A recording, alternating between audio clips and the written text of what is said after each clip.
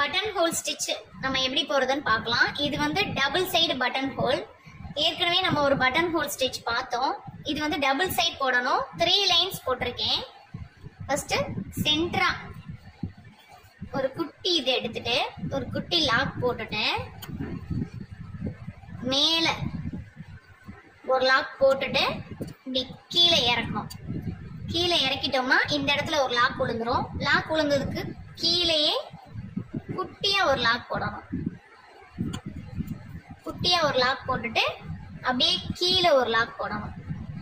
போட்டுட்டு இதை இப்படி ட்விஸ்ட் பண்ணோம்னா மேல போயிடும். இந்த இடத்துல ஒரு லாக் விழுகும். லாக் விழுந்ததுக்கு அப்புறம் இதுக்கு பக்கத்திலேயே குட்டி லாக் போட்டுட்டு கொஞ்சம் தள்ளி ஒரு லாக் போடணும். போட்டுட்டு நல்லா கவனிச்சுக்கோங்க. மேல ஒரு லாக் போடுறோம். எடுத்துட்டு இப்படி கீழே இறக்கணும்னா இங்கனக்குள்ள ஹோல் விழுந்துரும். லாக் விழுந்துரும். லாக்கு கீழே ஒரு குட்டி செயின் போட்டுட்டு திரும்பவும் கீழே ஒரு லாக் போட்டுட்டு இப்படி ட்விஸ்ட் பண்ணோம்னா இந்த லாக் இங்க வந்துரும். இங்க வந்ததுக்கு அப்புறம் இதுக்கு பக்கத்துல ஒரு குட்டி லாக் போடணும்.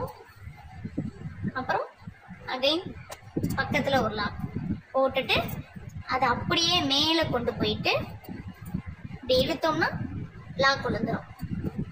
இதுக்கு கீழே ஒரு லாக் போட்டுட்டு கீழே ட்விஸ்ட் பண்ணோம்னா லாக் விழுந்துரும். லாக் விழுந்ததுக்கு அப்புறம் இதுக்கு பக்கத்துல ஒரு லாக் குட்டி லாக்கா போடணும்.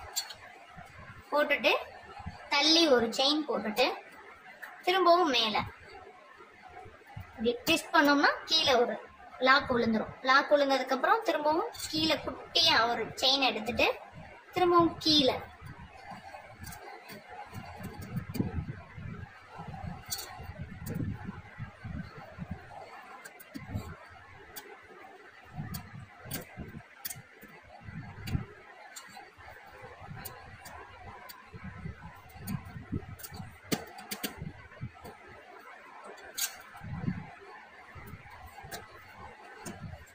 நல்லா கவனிச்சுக்கோங்க.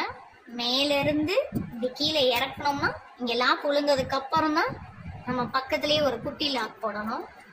திரும்ப கீழே ஒரு லாக் போட்டுட்டு இப்படி பண்ணோம்னா இங்கனக்குள்ள ஒரு லாக் விழுந்துரும். லாக் விழுந்ததுக்கு அப்புறம் இதுக்கு பக்கத்துல ஒரு குட்டி லாக், திரும்பவும் தள்ளி ஒரு செயின் போட்டுட்டு திரும்பவும் மேல